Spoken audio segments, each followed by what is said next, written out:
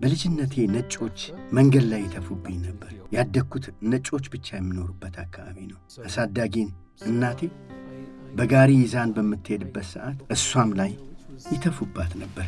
ለምን ሲሳይ በ2012 ለንደን ኦሎምፒክ ኦፊሻል ፖይንት የነበረ በእንግሊዝ ሀገር በማንቸስተር ዩኒቨርሲቲ ቻንስለር የነበረ ትልልቅ ስራዎችን የሰራ ታላቅ ሰው ነው። ማደጎና ጉዲፈቻ ጥሩ ነገሮች ናቸው። ሁል ጊዜ ግን ማለት አይደለም። እኔ በጉዲፈቻ አልተወሰድኩም። ለጊዜያዊ ነበር ወደዚያ ያቀናሁት። ምክንያቱም እናቴ ጉዲፈቻ ወረቀቶች ለመፈረም ፍቃደኛ አልነበረችም።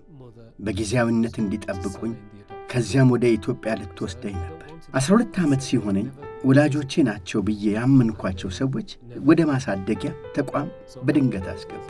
ከዚያ በኋላ መጥተው እንደማያገኙኝና እንደማያውቁኝ ነገሩኝ። በ12 ዓመቴ ሁሉንም ቤተሰቤን አጣሁ። ወላጆቼ ናቸው ብዬ ባሰብኳቸው ሰዎች ከእናቴ ላይ ተሰረኩኝ። ከዚያም ወደ ማሳደጊያ ተቋም ወረወሩኝ። አሳዳጊዎችህ ወደ ማሳደጊያ ተቋም ሲመልሱ ምክንያት ነበራቸው? እኔ ጋር ችግር ያለ መስሎኝ ተሰማኝ። ራሴንም ምን አጠፋው ብዬ ጠየቅሁ። የእነሱም መልስ ሳላስፈቅድ ብስኩት እንደምበላ እንዲሁ ተጫውቼ ዘግይቼ ቤት እንደምገባ ነገሩኝ። ወደ ጉርምስና ዕድሜ እየሄድኩ ስለነበር እኔን መረዳት ነበረባቸው።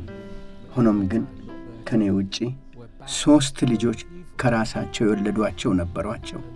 ቤተሰብ ብዙ ስለነበረና መቀነስ ስለፈለጉ ያኔ እኔን ለማሳደጊያ ቤት አሳልፈው ሰጡኝ።